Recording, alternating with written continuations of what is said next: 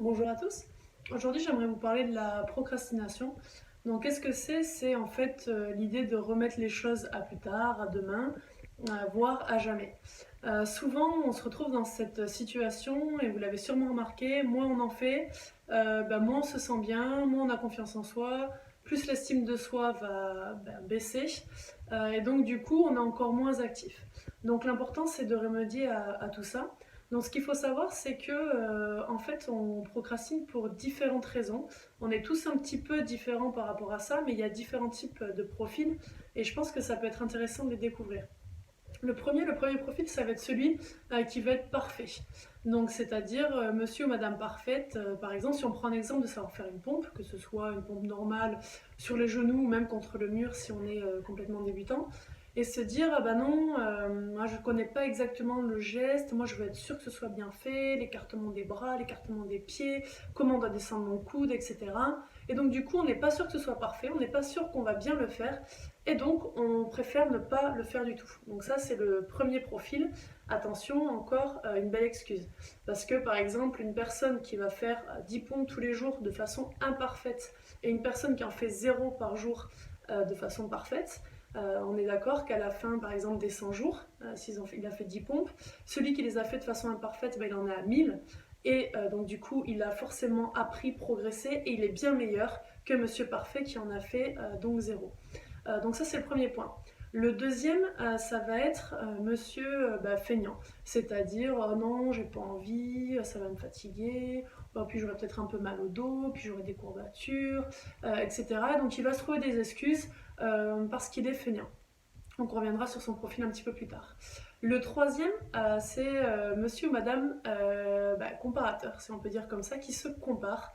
C'est-à-dire, ah non, il y a un tel qui sait en faire 20, un tel 30, sur internet ils sont capables d'en enchaîner 50.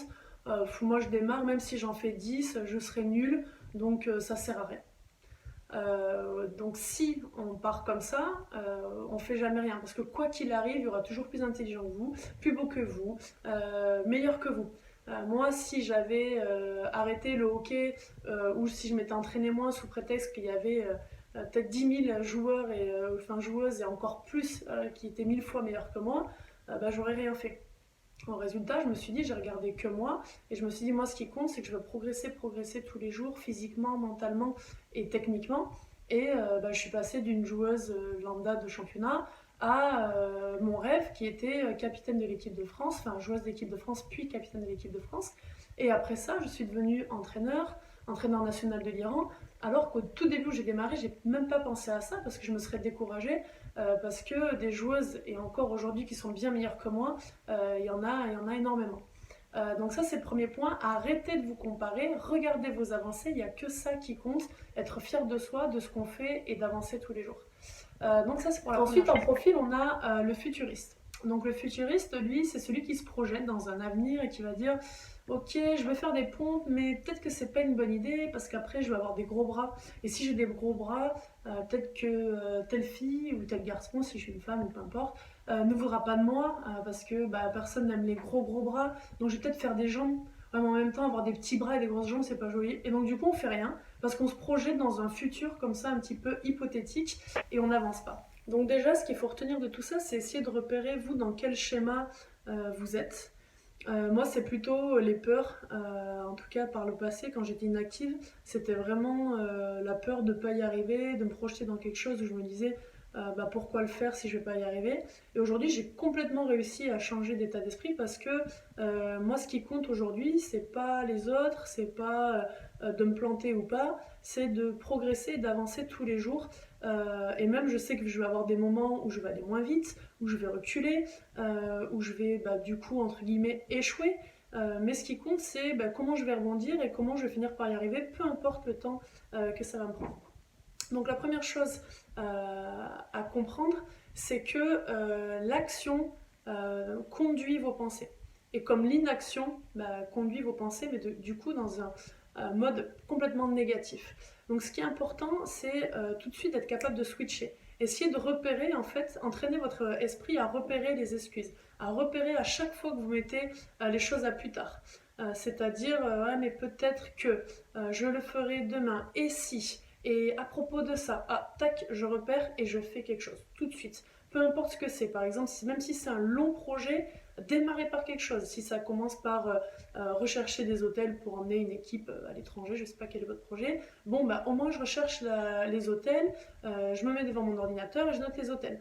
Si c'est ne serait-ce que passer un coup de fil, écrire quelque chose sur votre liste, si c'est vider de la vaisselle, peu importe, faites quelque chose, d'accord? Entraînez-vous tout de suite à repérer et agir, d'accord? Parce que l'action, c'est ça qui va entraîner en fait un cercle positif, vous mettre dans un bon état d'esprit, vous mettre en confiance. Donc tout ce cercle, si je peux dire, positif, va vous pousser à agir.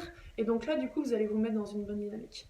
D'accord? Donc ça, c'est le premier point. La deuxième chose, ça va être de se concentrer sur soi. On en a parlé avant, mais le problème de se comparer avec les autres, c'est que souvent, en fait, on va se décourager. Au lieu que ça nous inspire la réussite des autres, de se dire, si lui, il en est capable, peut-être que moi aussi, je vais y arriver. Au contraire, ça nous paralyse. Et au final, c'est bête. Ce qui compte, c'est pas d'être meilleur qu'un tel ou quoi que ce soit, c'est d'être meilleur de la version que vous êtes aujourd'hui. C'est-à-dire qu'on a tous des passés différents, on a tous des difficultés différentes, et ce qui va compter à la fin, c'est ce que vous avez traversé, c'est le chemin que vous avez parcouru. C'est pas le chemin que vous avez parcouru par rapport à un autre, c'est par rapport à vous, ce que vous avez vécu, vos difficultés à la base et ce que vous avez accompli. Donc arrêtez de vous comparer, regardez où vous en êtes et regardez les progrès que vous faites chaque jour. D'accord? Ça, c'est le deuxième point. Le troisième, c'est celui qui évoque notamment Dan Lok dans sa conférence sur la procrastination. D'ailleurs, je me suis inspirée énormément de lui pour faire cette conférence. Lui, ce qu'il explique, c'est que si vous prenez l'exemple d'un écureuil, on le voit traverser à toute vitesse sur les branches d'arbres pour aller récupérer les noisettes et se nourrir, etc. Lui, comme il explique, si il commence à se dire mais quel pied avant, oh là là, et si je tombe, etc. Et si finalement il avance, il recule, il hésite, il tombe, c'est sûr. Donc l'écureuil, il faut penser comme un écureuil, c'est-à-dire je fonce, j'y vais, j'agis. Et c'est comme ça que ça va marcher. D'accord, donc ça c'était pour le troisième point. Le quatrième point, et qui va être très important pour moi, c'est souvent quand on procrastine, par exemple, pour beaucoup ici, on parle de perte de poids. Dans ceux qui me suivent, on est tous pour avoir le corps idéal ou sportivement atteindre un objectif. Si on commence en fait à avoir peur de l'échec, de se dire ah, mais si je rate et le regard des autres, en fait on fait jamais rien parce que le problème de notre société aujourd'hui c'est de dire que échouer c'est mal.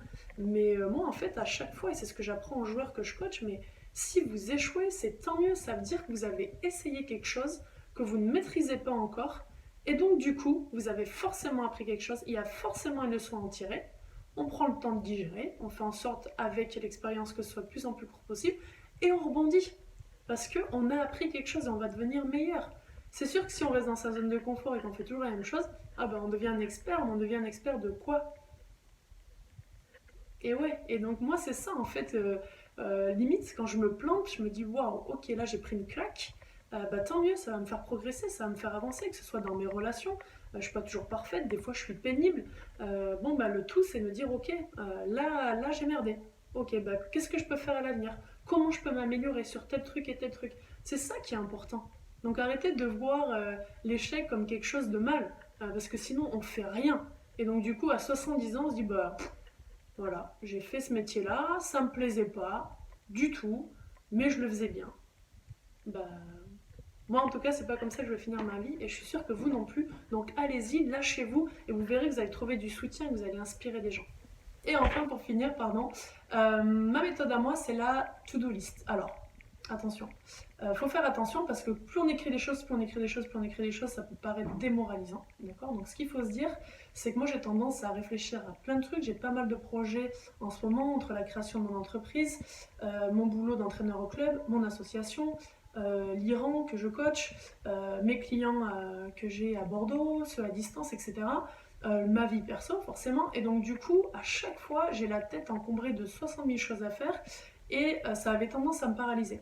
Donc j'écris tout, mais la moindre petite chose. Là, il y a une pile de linge qui m'attend, je l'écris sur ma liste, c'est dans ma priorité de la semaine. Voilà, des choses comme ça que je dois faire pour mon association, etc. J'écris tout, j'écris tout, j'écris tout. Et surtout, ce que j'ai appris à faire, c'est à détailler cette liste. C'est-à-dire que s'il y a une tâche qui peut me prendre 1 à 2 heures, je mets des tirets. Par exemple, le projet d'emmener les gamins à Marche aux États-Unis, c'est un tournoi de hockey. Ok, donc là, la priorité, c'est trouver un hôtel. Ok, donc déjà, c'est rechercher les hôtels. Mon deuxième tiré, c'est sélectionner 5 hôtels. Mon troisième tiré, c'est écrire aux 5 hôtels. Et comme ça, si j'ai pas le temps de tout faire et que je repère des tâches de 10 minutes, je peux les cocher, je suis fière de moi. Alors que si je me suis mis un trait bouclé l'hôtel, ça peut prendre 2 semaines entre le moment où j'ai démarré et donc j'ai l'impression de ne pas avancer.